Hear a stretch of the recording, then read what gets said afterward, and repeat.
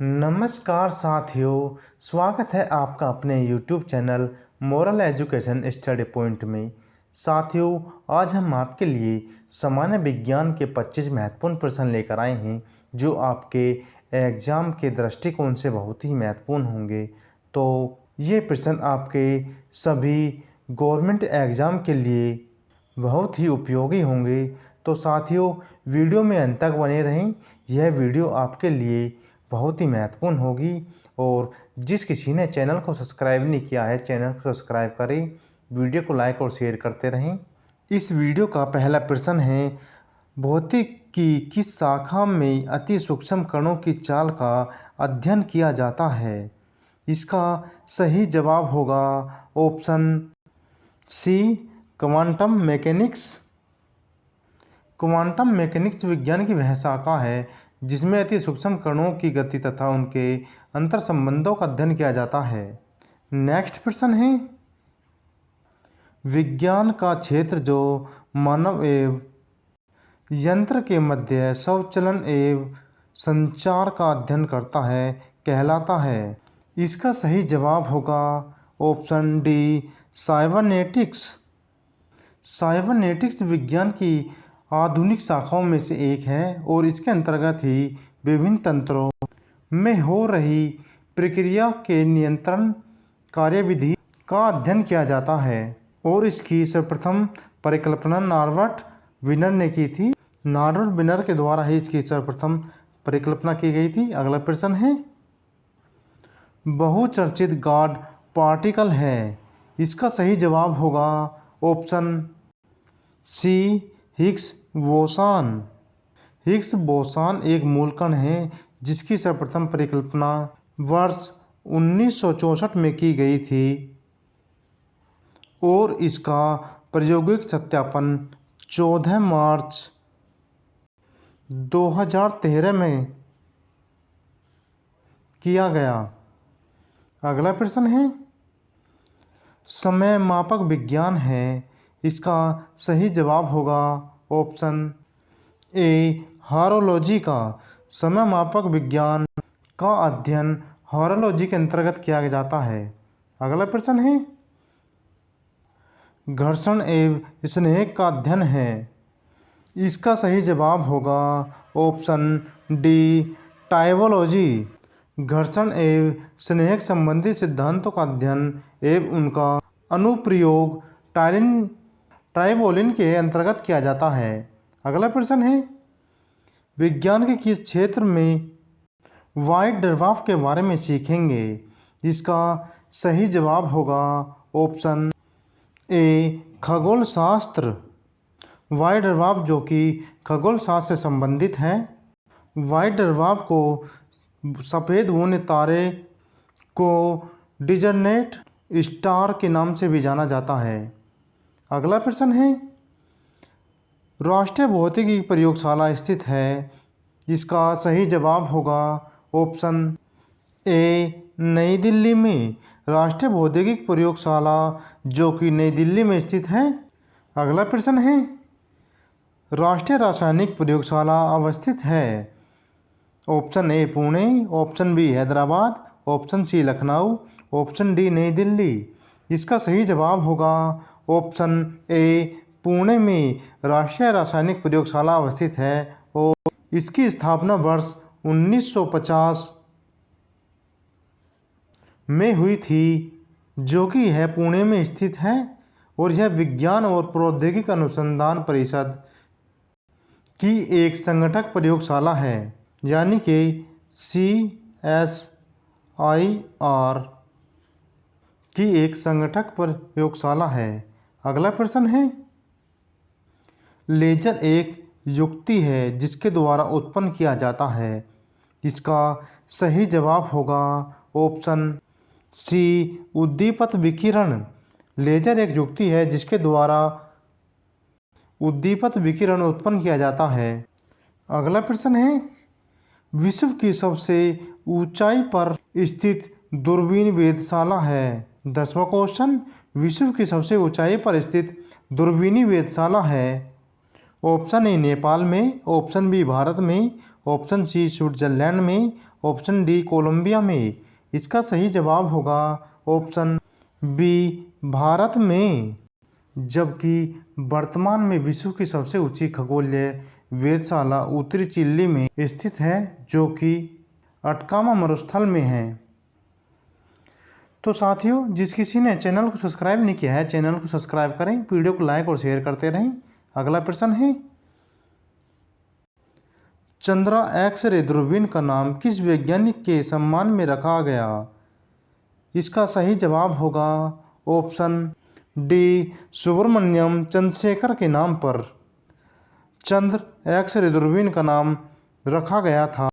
तथा साथियों, चंद्र एक्स-रे दूरबीन का परीक्षण अंतरिक्ष यान कोलंबिया से 23 जुलाई 1999 को किया गया था और यह मिशन वर्तमान में अंतरिक्ष में सक्रिय है।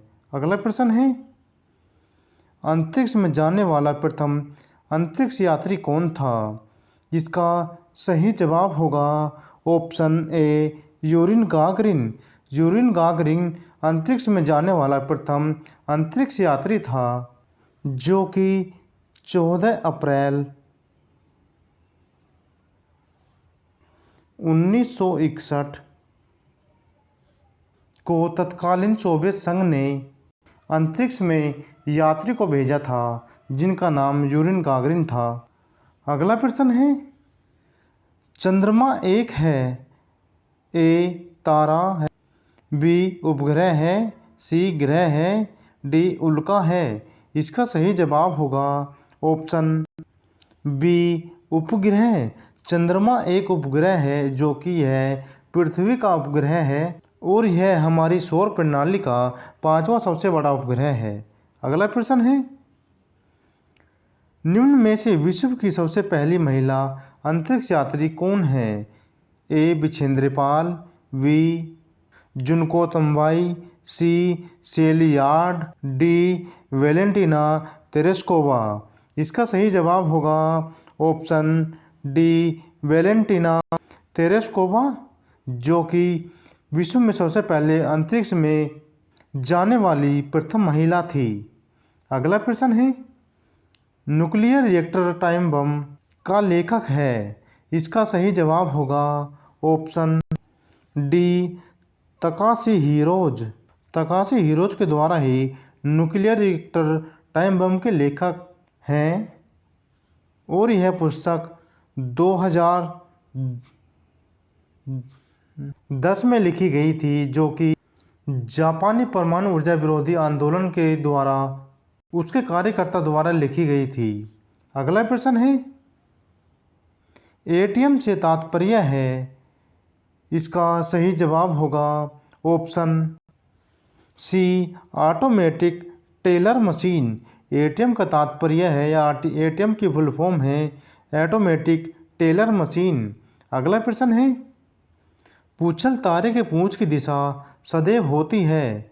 इसका सही जवाब होगा ऑप्शन सूर्य से दूर की ओर। पूछल तारे के पूंछ की दिशा हमेशा सदैव सूर्य से दूर की ओर होती है, जिसे गैस एवं धूल का संग्रह भी कहा जाता है। अगला प्रश्न है, अत्यधिक घनत्व वाले नक्षत्रों को कहते हैं? इसका सही जवाब होगा option C neutron star. Neutron star जिसे अत्यधिक घनत्व वाले नक्षत्रों को कहा जाता है। अगला प्रश्न है, भारत की संपूर्ण ऊर्जा उत्पादन में नाभिकीय ऊर्जा का प्रतिशत है?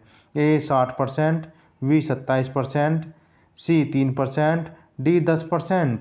इसका सही जवाब होगा ऑप्शन सी 3%। 3% ही भारत की संपूर्ण ऊर्जा उत्पादन में नाभिकीय ऊर्जा का प्रतिशत है। अगला प्रश्न है, 21वीं शताब्दी की कौन सी तकनीकी युक्त लघु रूपण में कमाल कर सकती है? इसका सही जवाब होगा ऑप्शन सी नैनो तकनीकी। अगला प्रश्न है, भारहीनता की अवस्था में एक मोमबत्ती की ज्वाला का आकार हो जाएगा? इसका सही जवाब होगा ऑप्शन ऑप्शन डी गोलाकार। भारहीनता की अवस्था में एक मोमबत्ती का ज्वालाकार आकार गोलाकार हो जाएगा। अगला प्रश्न है, एनरॉन शक्ति परियोजना का स्थल कहाँ स्थित है? इसका सही जवाब होगा ऑप्शन डी डालोव में। एनरॉन शक्ति परियोजना का स्थल डालोव में, जो कि महाराष्ट्र राज्य में है। अगला प्रश्न है, हाइड्रोकार्बन विजन 2025 संबंधित है। इसका सही जवाब होगा ऑप्शन ए पेट्रोलियम उत्पादन का संरक्षण। हाइड्रोकार्बन विजन 2025 का संबंधित पेट्रोल उत्पादन संरक्षण से है और यह भविष्य में भारत की ऊर्जा आवश्यकताओं के संदर्भ में ऊर्जा दक्षता का विस्तार पर जोर देगा या देता है। अगला प्रश्न है, भारतीय विज्ञान कांग्रेस 2001 की विषय वस्तु थी। इसका सही जवाब होगा ऑप्शन ए खाद्य पोषण और पर्यावरण सुरक्षा। खाद्य पोषण और पर्यावरण सुरक्षा, जो कि भारतीय विज्ञान कांग्रेस 2001 की विषय वस्तु थी, जो भारतीय विज्ञान कांग्रेस का 88वां अधिवेशन नई दिल्ली में हुआ था, जो कि 3 जनवरी से 7 जनवरी 2001 में संपन्न हुआ था। अगला प्रश्न है, जो कि इस वीडियो का अंतिम प्रश्न होगा, स्वचालित कलाई घड़ियों में ऊर्जा मिलती है। इसका सही जवाब होगा ऑप्शन डी हमारे हाथों के विभिन्न संचालन से। हमारे हाथों के विभिन्न संचालन से स्वचालित कलाई घड़ियों में ऊर्जा मिलती है। तो साथियों, ये थे आज के महत्वपूर्ण प्रश्न जो आपके एग्जाम के दृष्टिकोण से बहुत ही महत्वपूर्ण थे, और वीडियो को ज़रूर देखें। यह वीडियो से आपके आने वाली परीक्षाओं में 1 से 2 क्वेश्चन देखने को मिलेंगे। तो साथियों, वीडियो को लाइक करें, चैनल को सब्सक्राइब करें, शेयर करें और कमेंट करें। जय हिंद साथियों।